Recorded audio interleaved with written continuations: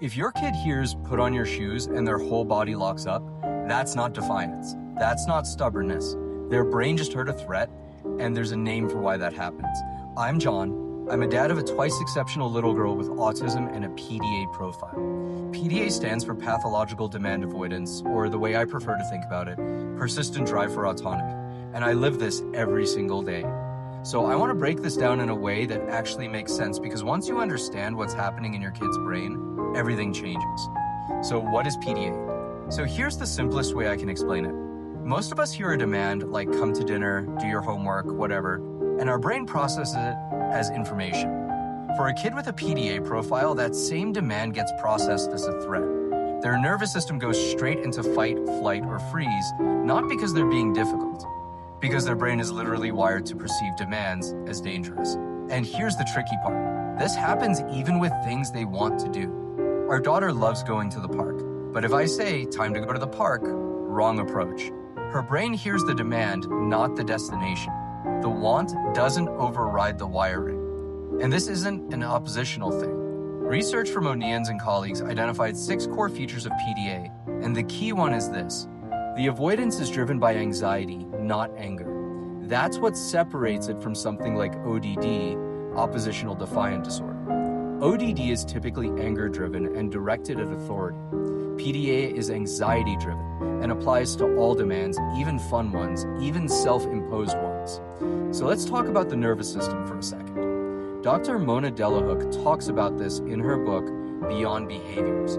She frames it through the lens of the nervous system.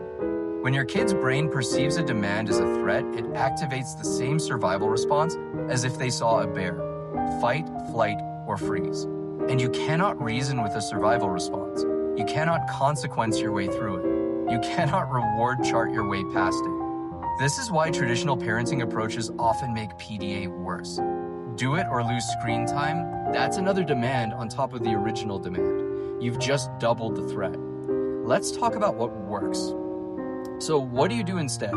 In our family, we've learned to work with the wiring, not against it. Number 1, declarative language. Instead of "put on your shoes," try "I notice your shoes are by the door. Which ones do you feel like wearing?" You're giving information, not instructions. Take away the demand. Number 2, offer autonomy wherever possible. Do you want to brush your teeth first or put on your pajamas first? Both need to happen, but she's choosing the order. That sense of control calms the threat response. Number 3, reduce demands when they're already stressed. If our daughter is having a rough day, we strip the day down to the essentials. Some things can wait. Not everything is urgent, and fighting a battle over socks when her nervous system is already on fire helps absolutely no one. And number 4, collaborative problem solving. Ross Greene's approach from the explosive child fits beautifully with PDA. Instead of imposing solutions, you solve problems together. I've noticed mornings are really tough. What do you think would make them easier? Look, PDA is not your kid being difficult. PDA is not a parenting failure. It's a brain that experiences demands differently. And once you shift from "my kid won't" to "my kid can't right now," that's when things start getting better. Not perfect, but better. If this helped, save it and share it with someone who needs to hear it. Drop a comment with your experience, and if you want the short version, I've got a 60-second breakdown on my page. Have a great day, everyone.